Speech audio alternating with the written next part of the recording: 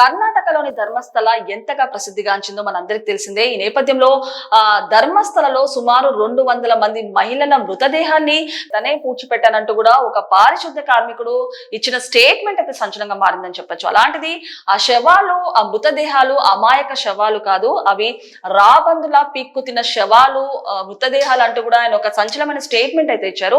So ఈ నేపథ్యంలో ఎవరైతే చిన్న పిల్లలు కానివ్వండి, స్కూల్కి వెళ్ళే పిల్లలు కానివ్వండి, కాలేజ్కి వెళ్ళే పిల్లల్ని టార్గెట్ చేసుకుని ఇలాంటివి చేశారంటూ కూడా ఆ పారిశుద్ధ కార్మికుడు అయితే ఒక స్టేట్మెంట్ ఇచ్చాడని చెప్పొచ్చు.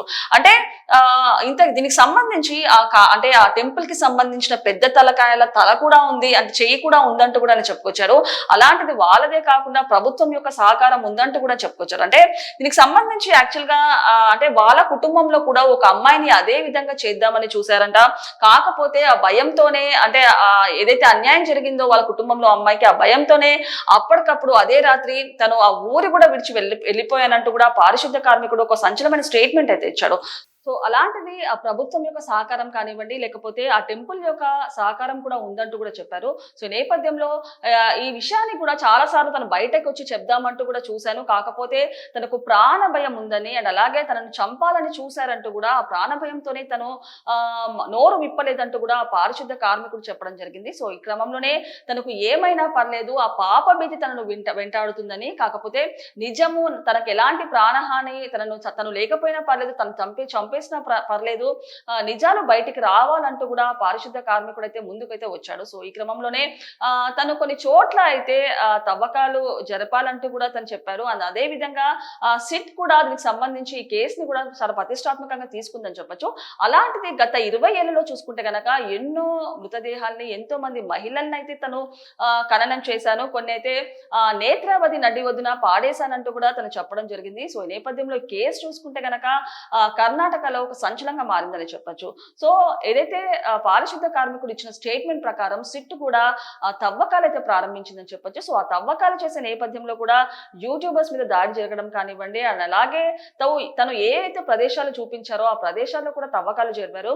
సో అన్ని ప్రదేశాలు చూపించినా కేవలం ఒక్క ప్రదేశంలోనే ఆ తవ్వకాలలో ఎముకలు కానివ్వండి, లేకపోతే పుర్రెలు కూడా బయటపడినట్టు తెలుస్తున్నాయి. సో ఈ నేపథ్యంలో ఇప్పుడు కేసుకి సంబంధించిన ట్విస్ట్ అయితే రేగిందని చెప్పొచ్చు. అంటే ఇప్పుడు ఇదంతా ఒక ఎత్తు అయితే గనక ఇదే పారిశుద్ధ కార్మికుడు వచ్చేసి కేవలం ఒక పుర్రెని తీసుకెళ్లి సిట్ ముందు చూపించాలంటూ కూడా వెనక తన వ్యక్తులు ప్రేరేపించారంటూ కూడా తను ఇప్పుడు ఒక కొత్త ట్విస్ట్ అయితే ఇచ్చినట్టు తెలుస్తుంది. సో ఈ క్రమంలో సిట్ అయితే ఇప్పుడు ఆ పారిశుద్ధ కార్మికుడికి నోటీసులు అయితే జారీ చేసినట్టు తెలుస్తుంది. అండ్ అలాగే ఏదైతే ఆయన మాట మార్చాడో ఇప్పుడు పారిశుద్ధ కార్మికుడు, అంటే ఒకప్పుడు ఏదైతే ఇంతమంది మహిళలు చనిపోయారు, యాక్షన్ తీసుకోవాలి, తనకి ఏమైనా పర్లేదు, దాంట్లో చాలా మంది అంటే టెంపుల్ కి సంబంధించిన కానివ్వండి, గవర్నమెంట్ కి సంబంధించిన వాళ్ళ హస్తాలు ఉన్నాయి, పార్టీకి సంబంధించిన హస్తాలు ఏవైతే ఉన్నాయని చెప్పాడో ఇప్పుడు దానికి సంబంధించిన టోటల్ గా అయితే యూటర్న్ తీసుకున్నట్టు తెలుస్తుంది. అంటే కేవలం కొంతమంది వ్యక్తులు ప్రేరేపితంతోనే తను ఒక పుర్రని తీసుకొచ్చి సిట్ ముందు చూపించానంటూ చెప్పాడు. సో ఇప్పుడు సిట్ అయితే నోటీసులు అయితే జారీ చేసింది. అండ్ ఎవరెవరు వ్యక్తులు అయితే దాని వెనకాల ఉన్నారో వాళ్ళకి కూడా సిట్ అయితే నోటీసెస్ జారీ చేసినట్టు తెలుస్తుంది. అండ్ అలాగే ఈ పారిశుద్ధ కార్మికుడు భీమా అనే కార్మికుడికి లైవ్ డిటెక్టర్స్ పెట్టాలంటూ కూడా ప్రభుత్వం కూడా చెప్పినట్టు తెలుస్తుంది. సో ఎక్కడెక్కడైతే ఈయన చూపించాడో తవ్వకాలు, అక్కడ అన్నిట్లో కూడా తవ్వకాలు అయితే జరిపారు.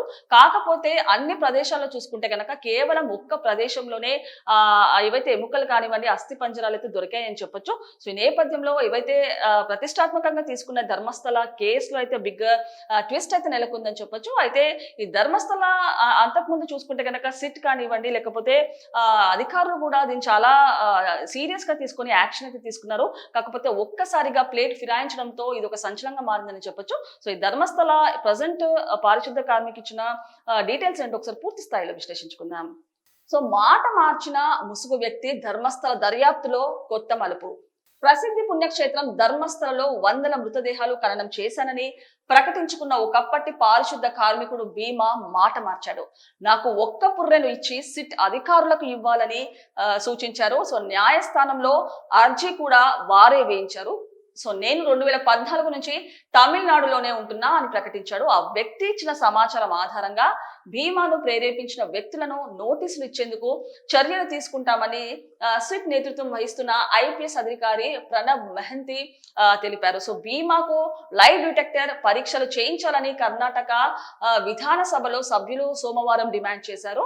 సో అతడు చూపించిన అన్ని ప్రదేశాల్లో అధికారులు తవ్వకాలు జరిపారని, ఒక్క ప్రదేశంలో మినహా మరెక్కడా కళేబరాలు అస్థి పంజరాలు లభించలేదని హోంమంత్రి పరమేశ్వరన్ తెలిపారు. సో యూట్యూబర్లు ఇకపై తప్పుడు కథనాలు ప్రసారం చేస్తే కఠిన చర్యలు తీసుకుంటామని హెచ్చరించారు. సో అలాంటిది ధర్మస్థల చూసుకుంటే టోటల్ గా ఒక ట్విస్ట్ అయితే నెలకొందని చెప్పొచ్చు. సో అంతకు ముందు అయితే ఏదో జరిగిపోయింది. ధర్మస్థలంలో సుమారు 200 మంది మహిళల వరకు చనిపోయారు.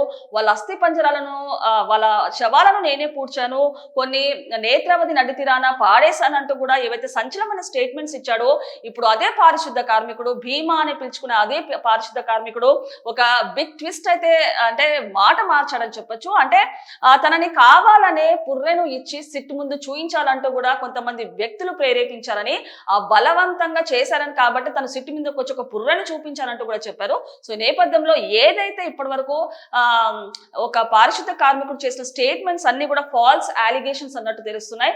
కాకపోతే సిట్ కూడా ప్రభుత్వం కూడా చాలా ప్రతిష్టాత్మకంగా తీసుకొని ముందంజకైతే వెళ్తుంది. అలాంటి నేపథ్యంలో ఎన్నో గొడవలు ఆరోపణలు అయితే జరిగాయి అండ్ యూట్యూబర్స్ మీద దాడి కూడా జరిగిందని చెప్పొచ్చు. సో ఈ క్రమంలోనే తనకు ప్రాణహాని ఉందని, తనకు సెక్యూరిటీ కావాలని, తన ప్రాణం పోయినా పర్లేదు ఆ మృతదేహాలకు న్యాయం జరగాలంటూ కూడా తను పోరాడని చెప్పొచ్చు. అలాంటిది ఇప్పుడు చూసుకుంటే గనక ఏకంగా కొంతమంది వ్యక్తులు బలవంతం వల్లనే నేను ఇలా చేశానంటూ చెప్పడం నిజంగానే సంచలనంగా మారిందని చెప్పొచ్చు. సో ఈ క్రమంలోనే ఆ పారిశుద్ధ కార్మికుడికి సిట్ నోటీసులు జారీ చేసింది. అండ్ అలాగే అతని వెనకాల ఎవరెవరు ఉన్నారో, ఎవరి ప్రలోభనంతో ఇలాంటివి చేశారో వాళ్ళందరికీ కూడా సిట్ యాక్షన్ అయితే తీసుకోనుంది. అండ్ అలాగే ఈ పారిశుద్ధ కార్మికుడికి భీమాకి లైవ్ డిటెక్టర్ పెట్టాలంటూ కూడా సిట్ అధికారులు కూడా ఆదేశాలైతే జారీ చేసినట్టు తెలుస్తుంది. సో ఈ నేపథ్యంలో అంటే ఎక్కడెక్కడైతే తవ్వకాలు జరిపారో అని చూపించిన ప్రతి ప్రదేశాల్లో తవ్వకాలు జరిపారు. కాకపోతే ఒక్క చోట్లోనే అస్థి పంజరాలు కానివ్వండి, ఎముకలు కానివ్వండి దొరికాయని చెప్పొచ్చు. వేరే ఎక్కడా కూడా జరగలేదు. సో ఈ నేపథ్యంలో ప్రభుత్వం కూడా యాక్షన్ తీసుకోవాలి పారిశుద్ధ కార్మికుడి మీద. అండ్ అలాగే తన వెనకాల ఎవరెవరు ఉన్నారో వాళ్ళ మీద కూడా యాక్షన్ తీసుకోవాలంటూ కూడా చెప్పుకొచ్చింది. సో ఈ నేపథ్యంలోనే మళ్ళీ యూట్యూబర్స్ కూడా ఎలాంటి తప్పుడు ప్రచారాలు చేయొద్దు, ఎలాంటి వీడియోస్ సంబంధించి వేయొద్దు అంటూ కూడా ఒక సంచలనమైన స్టేట్మెంట్ అయితే ఇచ్చిందని చెప్పొచ్చు. సో మొన్నటి వరకు ఒక సెన్సేషన్ క్రియేట్ చేసిన ధర్మస్థల కేసు అయితే ఇప్పుడు ఏకంగా యూటర్న్ తీసుకున్నట్టు తెలుస్తుంది. సో ఫైనల్ గా ఈ పారిశుద్ధ కార్మికుడు స్టేట్మెంట్ అయితే ఇప్పుడు సంచలనంగా మారిందని చెప్పొచ్చు. సో ఈ కేసులో చూసుకుంటే అయితే బిగ్ ట్విస్ట్ అయితే నెలకొంది. సో ఈ నేపథ్యంలో ఫైనల్ గా సిట్ అయితే యాక్షన్ తీసుకోవాలంటూ చెప్పింది. సో ఇప్పటి వరకు చూసుకుంటే ఒక లెక్క అండ్ ఇప్పుడు చూసుకుంటే ఒక లెక్క అన్నట్టుగా ఫైనల్ గా మళ్ళీ ఈ కేసులో ఎలాంటి పురోగతి ఉంటుందో, మళ్ళీ ఎలాంటి మార్పులు చేర్పులు ఉంటాయో ఒకసారి వేచి చూడాల్సిందే.